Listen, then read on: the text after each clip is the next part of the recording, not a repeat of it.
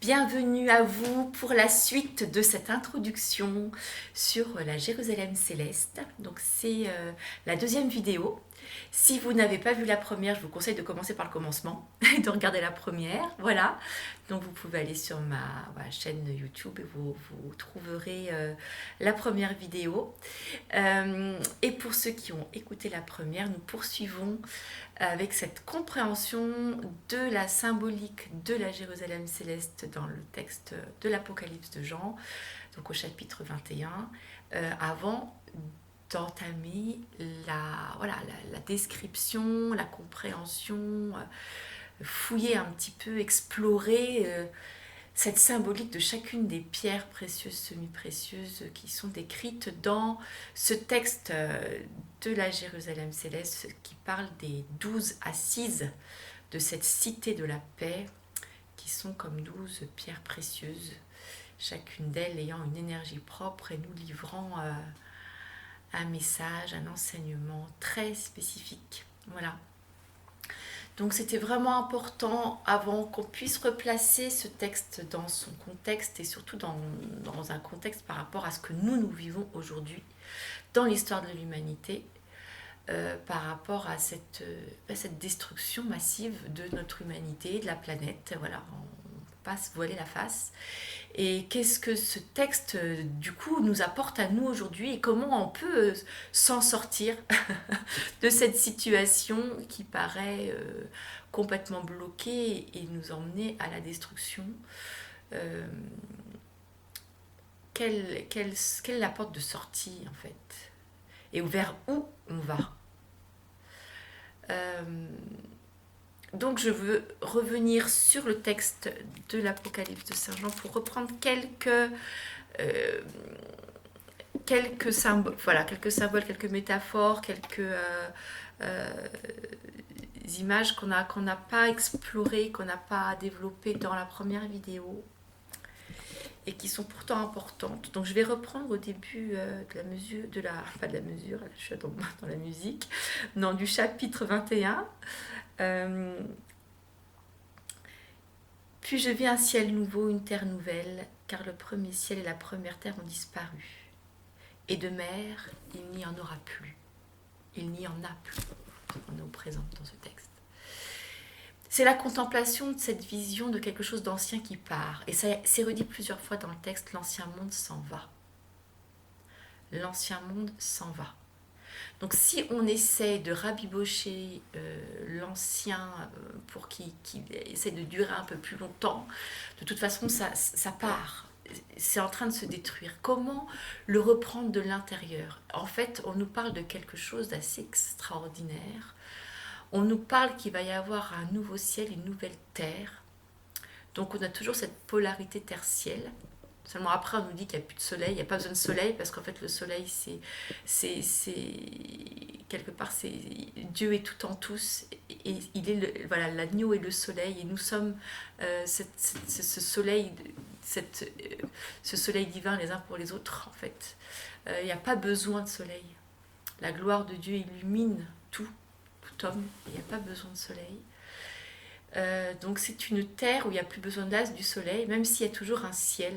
Donc on a toujours cette dimension ciel et terre, cette polarité du matériel, du concrétisé, du matérialisé, du cristallisé et de l'information et du spirituel. Donc on n'est pas dans un monde qui est pur esprit. On est dans un monde où le spirituel s'est cristallisé dans du matériel. Il y a de la chair, il y a du matériel. Et ça, c'est vraiment important. C'est pour ça qu'on parle dans la tradition chrétienne de la résurrection de la chair, qui peut paraître un peu bizarre, gore. Enfin, à la limite que l'âme soit éternelle, on veut bien, mais c'est quoi cette histoire de résurrection de la chair, quoi? C'est quoi cette histoire de Jésus qui ressuscite dans son corps, qui dit mettez vos mains dans la trace de mes clous, c'est bien moi, je suis pas un fantôme, quoi.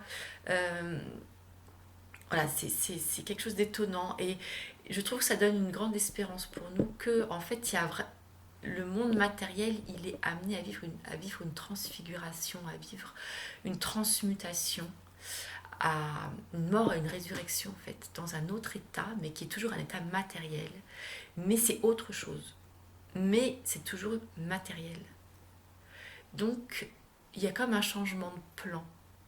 Et ce n'est pas la fin d'un monde physique.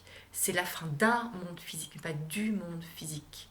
Cette terre comme on la connaît, effectivement, elle part, mais ça ne veut pas dire que tout est détruit. Il y a quelque chose d'autre qui arrive. Et nous sommes, c'est dans une épître de Saint Paul qui dit que nous sommes dans un travail d'enfantement de ce nouveau monde qui arrive.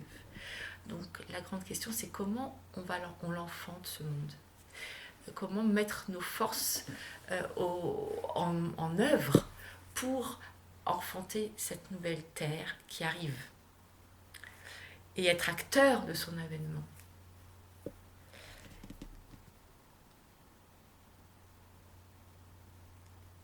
La mer, il n'y en a plus.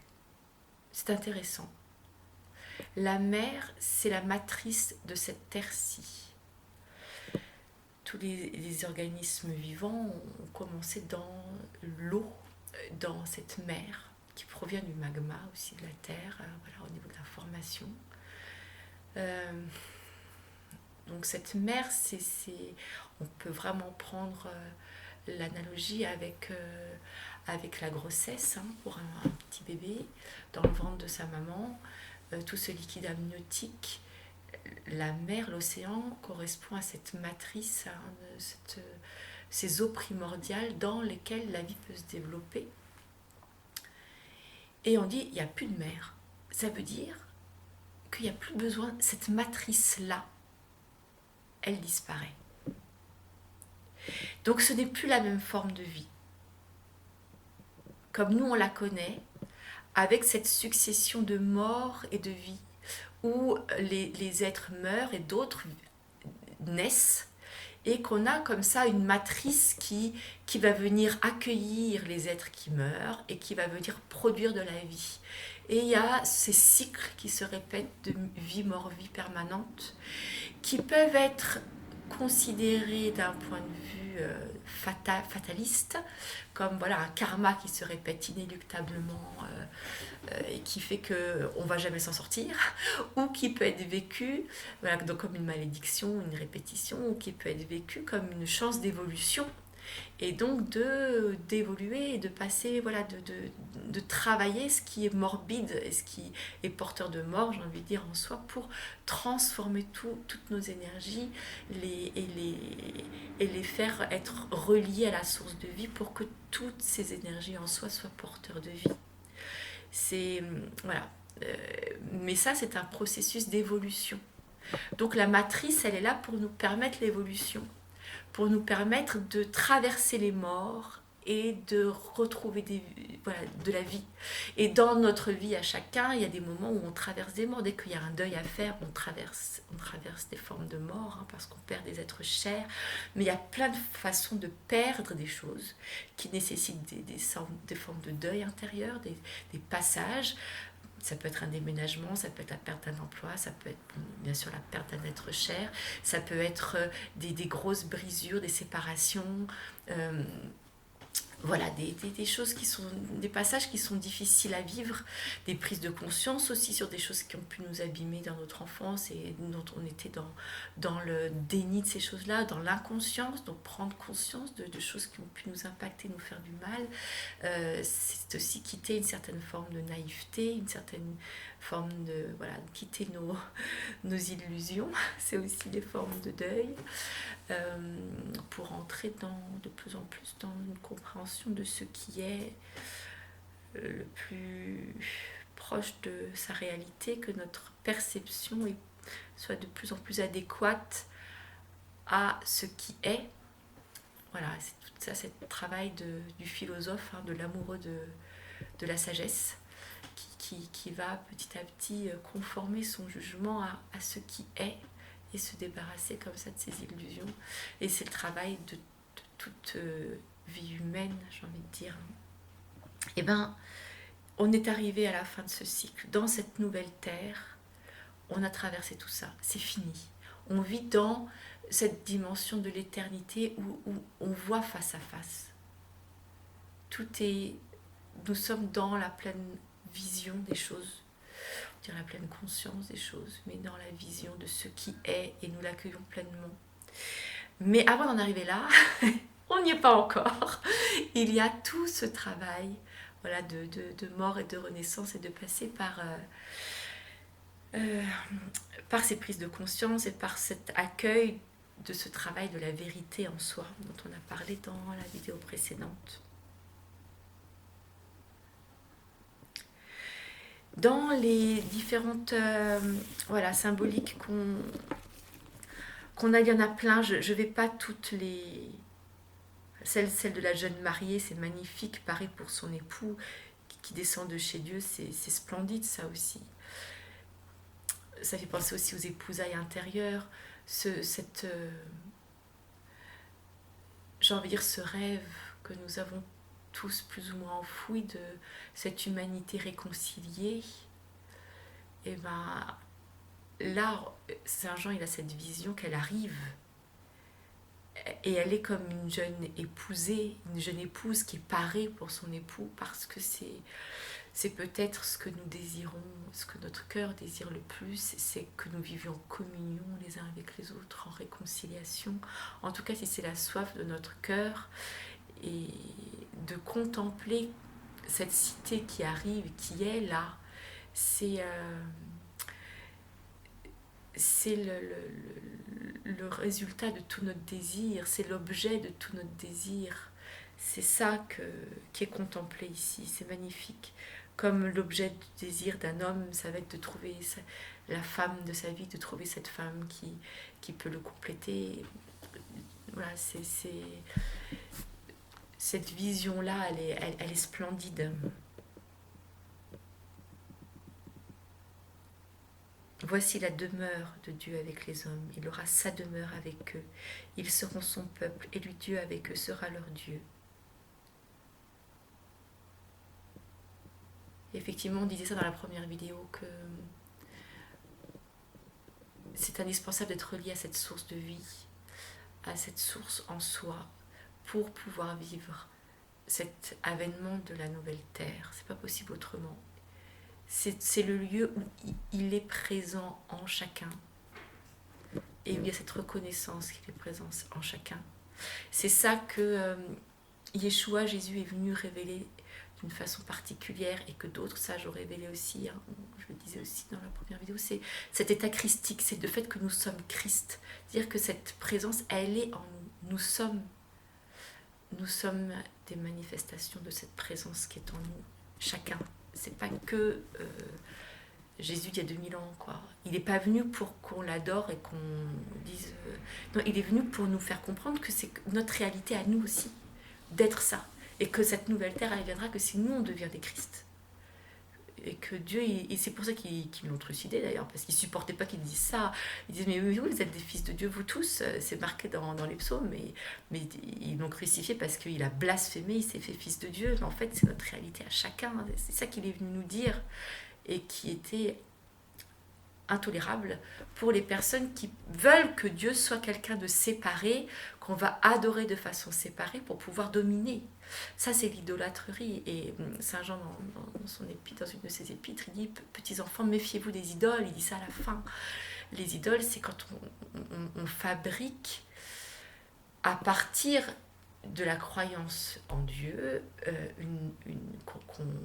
que c'est notre perception de Dieu qui devient Dieu, et non pas la réalité du divin qu'on ne connaît pas en fait, qui est cette source. Mais c'est qui cette source? C'est quoi cette source? On cherche toute sa vie. On ne peut pas posséder cette connaissance de façon comme ça parfaite, arbitraire, en tout cas pas mentalement. Peut-être amoureusement, mais pas mentalement, je sais pas. En tout cas, on ne peut pas la posséder. Voilà, je ne sais plus qui disait que c'est pas nous qui possédons la vérité, c'est la vérité qui nous possède. Bon. Mais voilà, en tout cas, c'est très important d'entrer dans cette compréhension-là, dans ces vidéos que je vous propose, parce que c'est une vision du divin qui n'est pas mettre une projection du divin sur un piédestal extérieur à soi et idolâtrer cette projection. Même si je crois qu'inconsciemment on fait tout ça plus ou moins avec nos croyances diverses et variées, et justement le travail du philosophe et le travail de la vérité, c'est de casser tout ça, d'enlever ces croyances pour qu'on retrouve ce qui est, qu'on soit proche de ce qui est, et pas qu'on soit prisonnier de ces projections. Et malheureusement, voilà, les religions ont vite fait d'enfermer le trésor qu'elles ont reçu au niveau d'une révélation dans la proposition d'une croyance qui est une projection. Et c'est très difficile de pas être ou dans je rejette complètement la religion et je rejette le divin, ou je fais ça comme j'ai envie et tout ce que va me proposer une religion c'est nul, ou bien je suis à fond dans une religion mais j'écoute ce qu'on me dit de l'extérieur et je fais tout comme il faut, mais moi je doute complètement de ce que je peux porter en moi. De toute façon ça n'a pas de poids, ça n'a pas de valeur. Enfin, c'est compliqué peut-être de sortir de cette dualité et de se rendre compte que ces textes sacrés, quels qu'ils soient, ils ont une vraie valeur spirituelle, et qu'il nous est vraiment important de sortir de la dualité, d'une dialectique, pour entrer dans quelque chose qui nous unifie et dans une écoute profonde de ces textes, pour nettoyer notre regard et rentrer dans la communion avec ce qui est, et comprendre du coup notre destinée humaine et accueillir qui nous sommes et qu'est-ce qui est cette source de vie en nous. Voilà. Donc voilà, il aura sa demeure avec eux. Ça, c'est la porte d'entrée. C'est la porte d'entrée pour construire cette cité de la paix. C'est d'abord de la regarder comme une épouse, d'en avoir soif. On a vu ça la dernière fois aussi, d'avoir soif. C'est la seule condition. Et d'avoir cette joie de contempler cette nouvelle Jérusalem, cette nouvelle terre qui arrive.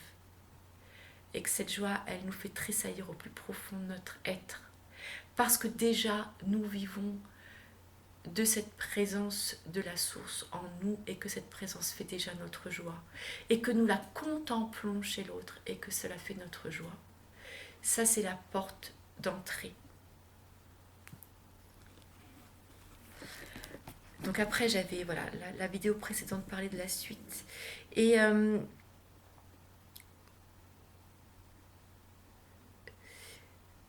donc il y a ensuite plusieurs, je ne vais pas reprendre le texte, mais il y a plusieurs symboliques. Il y a la symbolique, par exemple, des mesures exactes, du carré. Cette cité, elle est carrée. Et le carré, voilà, on peut regarder ça au niveau symbolique, ça représente la terre, ça représente l'humanité, ça représente la cristallisation, tout ce qui se cristallise dans la matière, d'une façon parfaite. Et ça manifeste donc que la cristallisation est arrivée à sa perfection. Donc cette information originelle divine, toutes ces fréquences qui sont dans le subtil, qu'on peut appeler des anges, qu'on peut appeler voilà, des informations subtiles, qu'on peut appeler des fréquences vibratoires, mais qui sont toutes ces fréquences du divin. Moi j'aime bien dire que c'est le cri de Dieu. Voilà, ce son originel dont parlent beaucoup de traditions religieuses, orientales ou occidentales, ce Big Bang, si on veut, qui est comme le cri d'amour de Dieu, qui est le Verbe, cette déflagration d'un cri d'amour qui se répand de multiples fréquences qui vont se cristalliser sous forme sonore, visuelle, olfactive. Voilà, on a tous une odeur particulière, les animaux le savent bien, et on a tous aussi un son, un goût propre, une couleur propre. Voilà. Et c'est cette cristallisation de ces informations subtiles qui se vit au cours de tout le développement de l'humanité. En fait, cette cristallisation, comme le montrent les cristaux, elle se fait lentement dans le temps.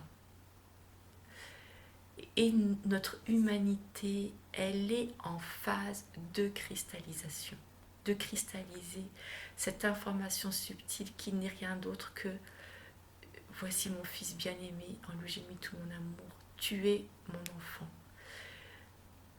tu es héritier du divin, tu es Dieu avec moi, nous sommes fils de Dieu nous tous, nous sommes héritiers de ça. C'est cette information-là, cette fréquence-là qui est en train de travailler la matière, qui fait qu'on est passé des bactéries aux dinosaures et petit à petit toutes les espèces et qu'on est arrivé à l'humanité, que petit à petit cette matière elle est travaillée pour fabriquer un être qui est de plus en plus capable de contempler et d'aimer, de développer des capacités d'intelligence et d'amour pour être capable de contempler et d'aimer et capable de se réjouir dans son corps aussi, de vibrer de la vie, que la vie vienne prendre possession de toutes ses cellules et il faut qu'il vibre et qu'il exulte à travers toutes les formes d'art. C'est pour ça qu'on a des anges qui chantent et qui dansent, et qu'on parle de ces élus qui sont avec leur robe blanche et qui chantent et qui dansent devant l'agneau. Et que nous pouvons, dès cette terre, en tout cas dès cet état-là, parce qu'après on est toujours sur la terre en fait, c'est une autre forme de matérialisation, mais déjà dans cet état terrestre-là où on en est de l'humanité, bien sûr, on peut déjà actuer le plus possible ces réalités subtiles auxquelles nous pouvons nous relier si nous le souhaitons. Donc nous sommes en phase, que je vous dis, de cristalliser ces informations subtiles. Et c'est notre responsabilité, c'est notre possibilité, c'est notre liberté de coopérer à cette cristallisation, de permettre que tout le contexte, que tous les éléments autour permettent à ce cristal de se fabriquer le mieux possible. Parce qu'on voit bien que pour fabriquer des cristaux pour les pierres précieuses ou semi-précieuses, il faut un contexte spécifique. Il faut qu'il y ait une chaleur spécifique, il faut qu'il y ait des ruissellements, il faut qu'il y ait des changements de pression. Il y a plein de choses qui se passent pour que ces cristaux se forment. Et c'est ça qu'on va regarder, qui est passionnant dans cette symbolique des pierres. Et tout de suite, dès le départ, il parle de cette ville dessine un carré, la longueur, la largeur est égale, etc. Donc c'est très très précis. Et il y a d'autres symboliques, il la mesura donc à l'aide du roseau, soit 12 000 stades, longueur, largeur et hauteur, ils sont égales. Puis il en mesura le rempart, soit 144 coudées. Donc je vous passe la symbolique des chiffres qui est magnifique, où on retrouve le 12 144, des mesures de perfection, d'achèvement, et des mesures humaines où le terrestre est très présent. L'ange mesurait d'après une mesure humaine. Pas d'après une mesure angélique. C'est un ange qui mesure, mais avec une mesure humaine. Donc avec une mesure où la matière est présente. C'est pas du pur esprit, c'est de l'esprit et de la matière ensemble. C'est de l'esprit qui s'est cristallisé dans de la matière. C'est de la matière animée par l'esprit. Le monde matériel est présent. Ce rempart est construit en jaspe, et la ville est de l'or pur, comme du cristal bien pur. Donc là, on a 3 éléments très intéressants. On a jaspe, or et cristal, et la pureté à chaque fois.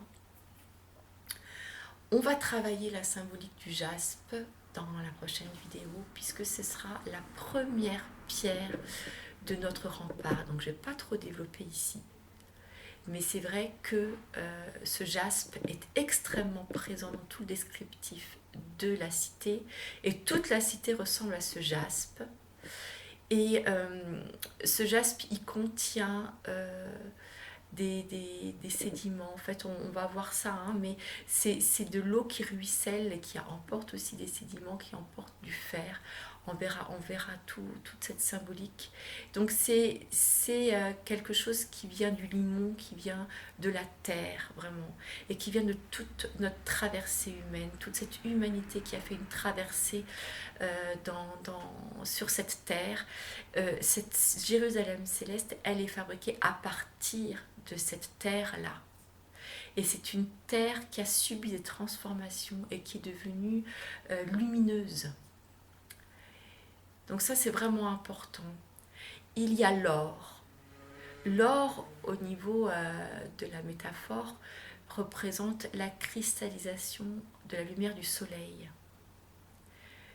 Donc de la lumière divine, si on veut. L'or, c'est cette lumière qui est présente dans les profondeurs de la terre et que nous avons à creuser pour le trouver à l'intérieur de nous aussi.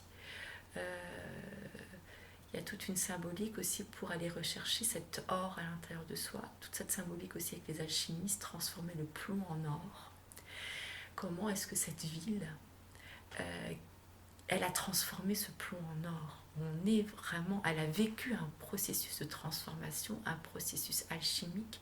L'humanité et toute la matière, tout le monde physique a vécu un processus alchimique de transformation pour devenir de l'or, pour que toutes ces informations subtiles, solaires, christiques, soient matérialisées dans cet élément or. Et on nous dit aussi, cet or, il est comme du cristal très pur. Ça, c'est étonnant aussi, parce que... Alors, attendez, je retrouve...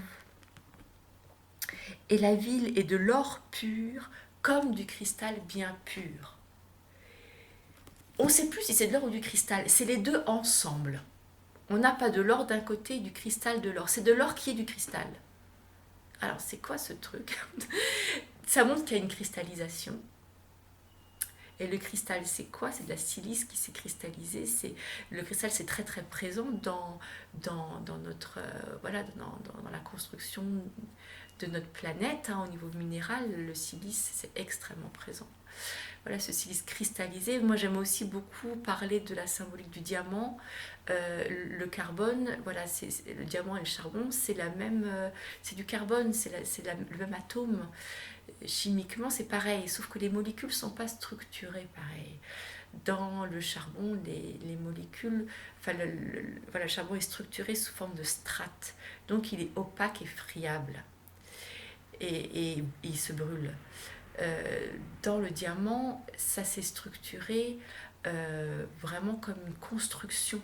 C'est la même chose que si on prend un tas de cailloux, on le renverse, ou si on construit un mur pour fabriquer une cathédrale. La cathédrale, elle est construite avec des lignes de force, avec une intelligence.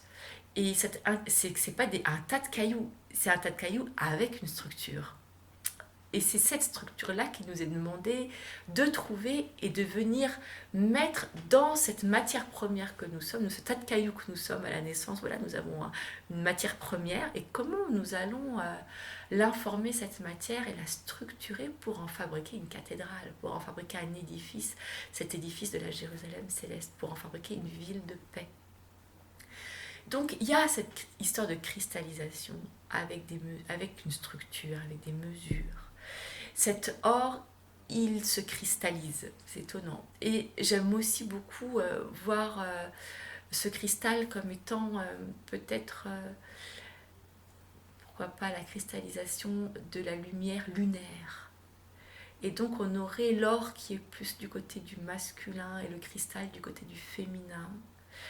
Donc c'est deux luminosités qui sont différentes, mais qui vraiment et qui s'unissent dans cette Jérusalem céleste. C'est très important parce que ça vient faire le pendant avec ce qui se passe dans la Genèse après la chute, quand l'homme et la femme connaissent l'inimitié, connaissent la dispute, alors qu'ils étaient unis dans l'amour. D'un coup, il y a la dualité qui apparaît. Il y a d'un côté l'homme et d'un côté la femme, alors qu'avant, Dieu créa l'homme, homme et femme, il le créa. Il y avait cette unité des polarités. Et voilà, avec ce bug dans l'humanité, comme je dis, ce petit problème viral originel, enfin c'est pas originel, c'est post-originel, on se retrouve avec une séparation. Et dans cette symbolique qui nous est montrée, on a cet or qui est comme du cristal, et les deux sont très purs et ils sont un. L'or est du cristal, le cristal est de l'or. On a cette lumière à la fois de l'aspect de la polarité masculine solaire et de l'aspect de la polarité féminine lunaire, qui est représenté par, je trouve, le cristal, ce féminin. C'est quelque chose de... C'est la cristallisation de la terre, la cristallisation de la matière. Voilà, le cristal représente cette cristallisation de la créature, de la matière, qui est cette polarité féminine, alors que l'or représente cette cristallisation de l'information divine. Et les deux sont unis dans cette Jérusalem céleste. Ils ne font plus qu'un. On ne peut pas les séparer l'un de l'autre. On peut pas... Il n'y a plus qu'une seule réalité, une seule cristallisation. La matière est le rayonnement parfait du divin. Et on ne peut pas enlever l'information, on ne peut pas mettre d'un côté le monde matériel et de l'autre côté le monde spirituel. Non, les deux sont un. L'un est juste, voilà, le physique manifeste le spirituel et le spirituel est pleinement présent dans le matériel, sans aucune ombre, sans aucune déviance, sans aucune déformation. Tout est parfait. Et il y a... un dernier point sur lequel je voulais insister, une dernière métaphore, un dernier symbole qui est celui de la perle, que je trouve magnifique. Les 12 portes sont 12 perles, chaque porte formée d'une seule perle. Un peu plus loin dans le texte par rapport à cette histoire de porte, il est dit... Ces portes resteront ouvertes le jour, car il n'y aura pas de nuit. Et l'on viendra lui porter les trésors et le faste des nations. Rien de souillé n'y pourra pénétrer, ni ceux qui commettent l'abomination et le mal, mais seulement ceux qui sont inscrits dans le livre de vie de l'agneau.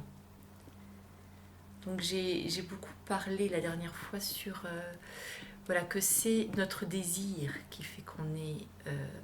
inscrit dans le livre de l'agneau. Je ne l'ai pas dit comme ça parce que voilà, mais c'est ça que ça veut dire, c'est que tout homme a soif s'approche et celui qui a soif recevra l'eau de la vie gratuitement. Mais ceux qui veulent qui se complaisent dans le mensonge, ceux-là, ils ne peuvent pas rentrer. Donc on avait parlé de ça. Ce qui est intéressant, c'est de voir maintenant c'est quoi cette porte, et effectivement l'agneau est mis en relation avec cette histoire de porte, hein, ceux qui sont inscrits dans le livre de vie de l'agneau, et cette porte, ce sont des perles.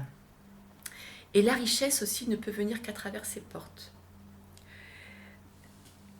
Donc c'est intéressant de voir ce que c'est que la symbolique de la perle. La perle, elle commence avec un grain de sable qui vient irriter le mollusque, hein, à l'intérieur, et une impureté qui vient, et donc il va y avoir des sécrétions calcaires et d'autres choses qui vont venir fabriquer ce qu'on appelle la nacre, et donc fabriquer la perle. J'aime beaucoup mettre en relation cette image de la perle avec notre vie, avec tous les grains de sable qu'on peut avoir dans notre vie qui peuvent faire enrayer la machine, toutes les choses difficiles à vivre aussi, toutes les souffrances, toutes les toxicités, et que si on arrive à entourer tout ça d'amour, de douceur, on fabrique des perles. Et c'est tout le mystère de la compassion en fait. C'est comment, quand on reçoit de la violence, de la souffrance, est-ce qu'on rend la violence et la souffrance, ou est-ce qu'on arrive à laisser maturer les choses à l'intérieur de soi pour entourer la perle autant de fois qu'il le faut, enfin entourer pas la perle, le grain de sable, autant de fois qu'il le faut pour fabriquer parfois des perles énormes et magnifiques, et qui seront d'autant plus énormes et magnifiques que le grain de sable il aura irrité et ce sera difficile à passer, j'ai envie de dire.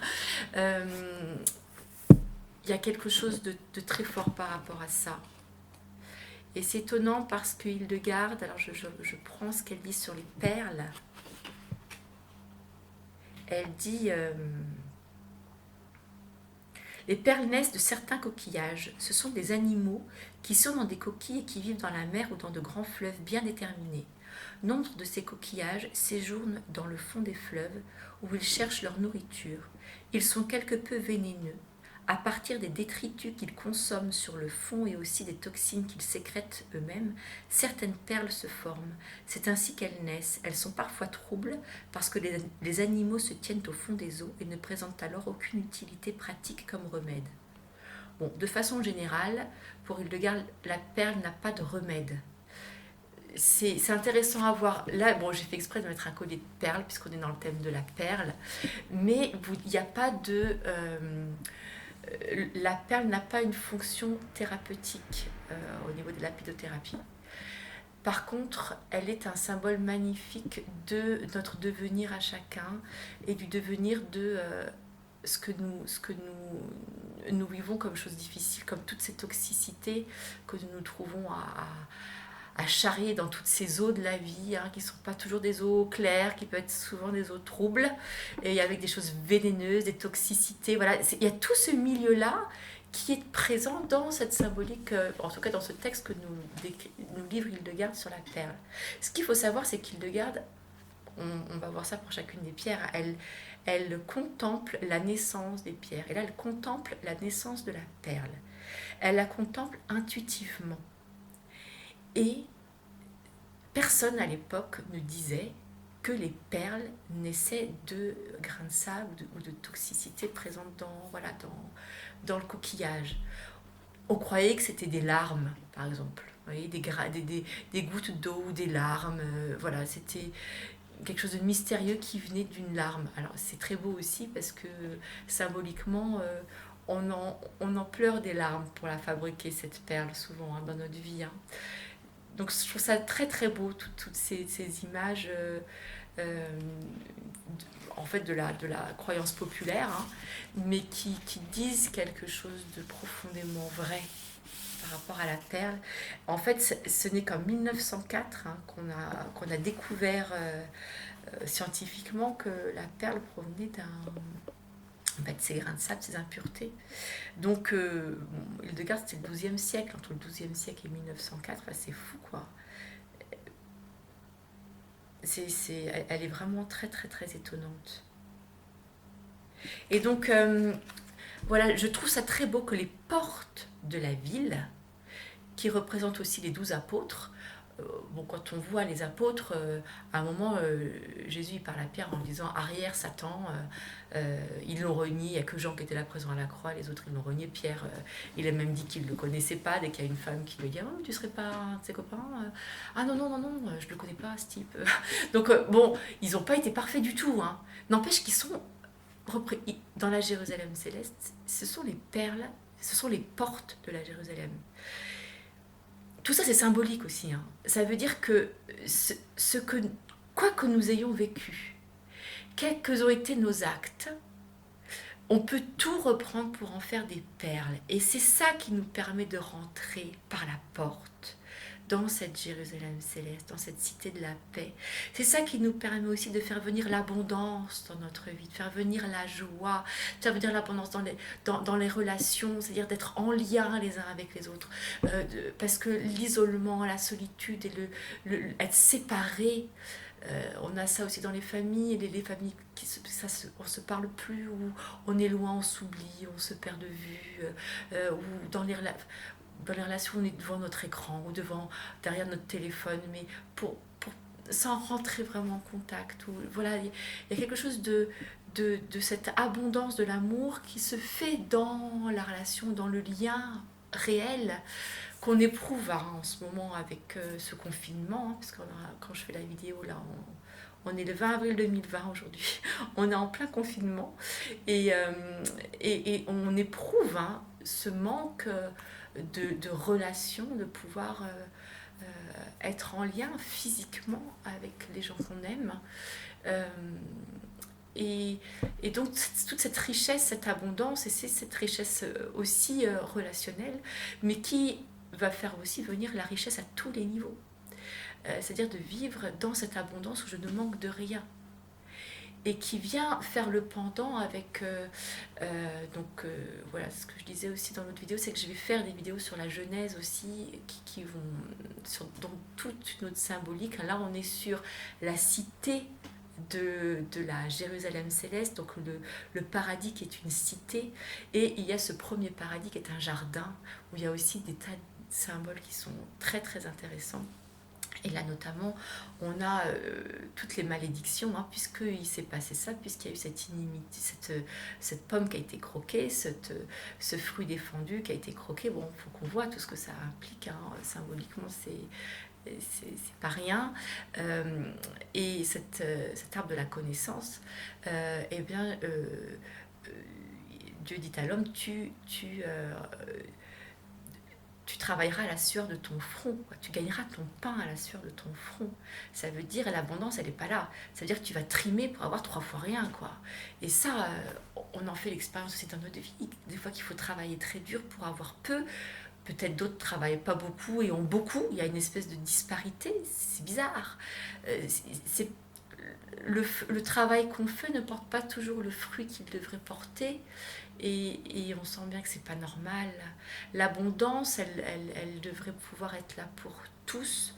Peut-être qu'on ressent quelque part au fond de soi cette information originelle, hein, du paradis terrestre, où on devrait vivre dans ce jardin magnifique où tout est là en abondance et où on devrait pouvoir vivre heureux sans avoir à trimer, mais juste être, accueillir et vivre. Et ça devrait être notre réalité. Et on a une nostalgie de ça, hein, qui est très très forte. Voilà, on va partir en croisière au Club Med et puis ce sera l'apothéose. Mais il y a quelque chose de ça et on devrait pouvoir vivre cette abondance de tout recevoir de Dame Nature sans s'inquiéter du lendemain. On a ces portes qui sont ces 12 perles qui s'ouvrent à nouveau. Il n'y a plus de nuit. Il n'y a plus ce jour-nuit qu'on peut connaître. Il n'y a plus, ils le disent, hein, il n'y a plus le soleil, il n'y a plus la lune. C'est le jour tout le temps. C'est-à-dire il y a de la clarté, il y a de la lumière partout, mais sans avoir besoin des astres qui nous montrent la polarité masculine, la polarité féminine, comme voilà, et puis une alternance de l'un à l'autre, qui est ce que nous vivons aujourd'hui, ce monde de la séparation, où on passe de l'un à l'autre, et qui permet le cycle, qui permet les saisons, qui permet le cycle, qui permet donc l'évolution, qui permet la mort et qui permet la vie. Tout ça c'est fini dans la Nouvelle Jérusalem, il n'y a plus de mort, il n'y a plus de cycle. Donc il n'y a plus besoin de la lune ni du soleil. Les deux polarités masculines et féminines sont à nouveau unies pleinement. L'esprit et la matière sont unis pleinement. Et ça c'est possible en passant par cette porte qu'est la perle. C'est-à-dire en faisant nous ce travail de transformation profond intérieur, de prendre tout ce qui est blessure à l'intérieur de soi, tout ce qui peut être source aussi de violence à l'intérieur de soi, de révolte, ou de soumission, ou d'écrasement, de manque de confiance, enfin, tout ce qui va venir détruire cette image divine à l'intérieur de nous, tout ce qui va venir détruire notre réalité profonde, notre vrai être, tout ce qui va venir nous défigurer. Qui sont tous ces grains de sable qui peuvent venir comme nous rayer notre image, rayer notre visage, rayer notre âme, venir enrayer du coup notre vie et être comme des malédictions qui peuvent aussi faire qu'il y a des choses qui se répètent d'une génération à l'autre ou d'un événement à l'autre dans notre vie et on ne sait pas comment sortir de ça. Et là ils le disent, hein, de malédiction il n'y en aura plus. Donc ces répétitions karmiques dont on a parfois beaucoup de mal à sortir, etc. Tout ça, il n'y en aura plus. Mais il faut passer par la perle. Il faut arriver à trouver en soi cette ressource qui fait qu'on va entourer ce grain avec ce liquide blanchâtre, avec cette nacre. C'est quoi cette nacre ? C'est quoi cette douceur qu'on peut trouver à l'intérieur de soi ? Et là, je ne peux pas m'empêcher de penser à Marie et au ventre de Marie, à son utérus. et faire le pendant avec le sépulcre, avec le linceul qui entourait Jésus. Un petit enfant, quand il naît souvent avec ce liquide blanc sur le corps. Donc la femme, dans son utérus, elle fabrique cette nacre blanche. Et c'est la couleur de la lune. Donc on est avec toute cette symbolique du féminin sacré, si on veut, qui va venir par sa douceur, par cette capacité à prendre dans ses entrailles tout ce qui est blessé. C'est aussi le moment de la déposition de la croix. On voit ce Jésus décharné, complètement disloqué, qui est reçu dans les bras de sa mère, et ensuite qui va être déposé dans ce sépulcre, dans ce creux de roche, dans ces entrailles de la terre, qui représentent les entrailles de la mer, et ce linceul blanc qui entoure ce corps décharné, qui a été exposé là récemment pour le samedi saint avant Pâques, là, le linceul de Turin. C'est incroyable, toutes ces symboliques. Ça fait penser à la perle. Donc on est obligé de passer par là. Là, je vous parle, c'est le lundi, 8 jours après Pâques. Et la Pâques orthodoxe, c'était hier. Donc vous voyez, on est en plein dans ces symboliques-là.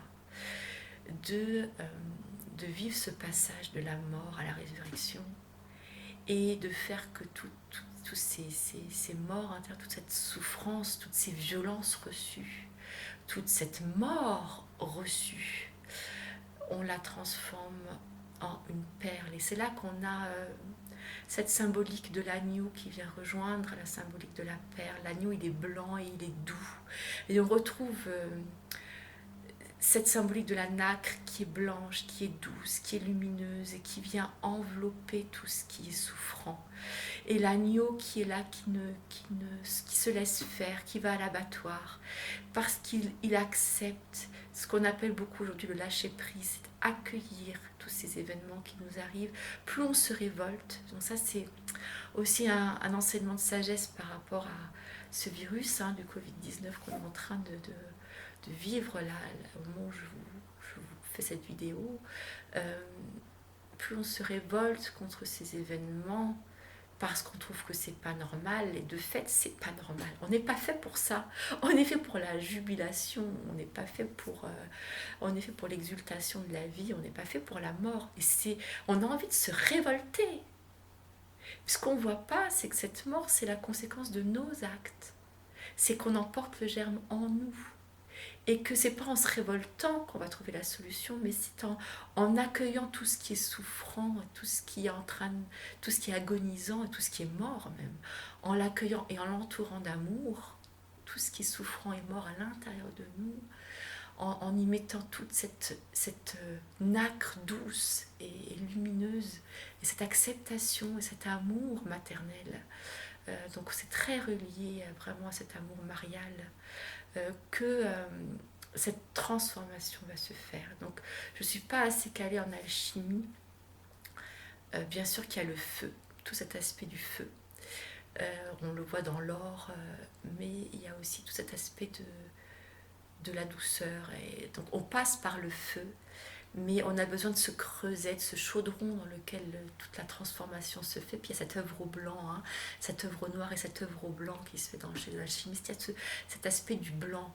Et là, on est dans l'œuvre au blanc. C'est-à-dire, l'œuvre au noir, c'est quand on est dans le creuset de la souffrance et qu'on vit les choses terribles. Et après cette œuvre noire, il y a cette œuvre au blanc, où on va venir tout entourer de cette nacre, pour que la pierre philosophale elle arrive, pour que le plomb soit transformé en or, pour que cette perle elle arrive. Voilà, donc je vais terminer là pour cette introduction de cette Jérusalem céleste. Et donc dans la prochaine vidéo, je vous parlerai du jaspe, qui est la première assise de la Jérusalem céleste. Maintenant, si vous vous êtes intéressé pour être accompagné dans ce travail personnellement, parce que là, on a commencé à avoir des choses intenses, et en fait, vous allez voir, chaque pierre nous fait visiter des choses très intenses, très profondes. Il se peut que voilà, ce travail que je vous propose vous interpelle et que vous vouliez le faire et que vous écoutiez ces vidéos avec beaucoup d'intérêt, que ça vous en ressentez un appel intérieur. Si c'est le cas et que vous ressentez le besoin d'être accompagné personnellement, je peux vous accompagner en ligne, ou si on n'habite pas loin, par chance, on peut se voir, mais l'accompagnement à distance fonctionne très bien, que ce soit par de l'écoute ou par des soins aussi énergétiques. C'est-à-dire que cet accompagnement, il va se passer avec il se passe des choses au niveau énergétique, c'est-à-dire vibratoire, au niveau de la vie qui se transmet et qui se réveille dans les cellules, qui se réveille dans les mémoires. Toutes ces malédictions dont on a parlé, qui peuvent trouver une résolution dans l'amour, en fait, dans cet amour universel, dans cette compassion et dans ce chemin que nous propose ce texte de Saint Jean, de la Jérusalem céleste. Donc vous aurez les informations en dessous de la vidéo pour pouvoir me contacter. Et vous cliquez sur le petit plus, je crois qu'il y a un petit plus pour voir les informations. Et si vous avez aussi envie que ces vidéos vous nourrissent et que vous avez envie de faire un geste pour apporter aussi, c'est aussi possible de faire un don. Vous aurez aussi les explications dans le descriptif de la vidéo. Je vous dis à tout bientôt pour la suite de ces vidéos sur la Jérusalem céleste, et donc la prochaine sur le jaspe héliotrope.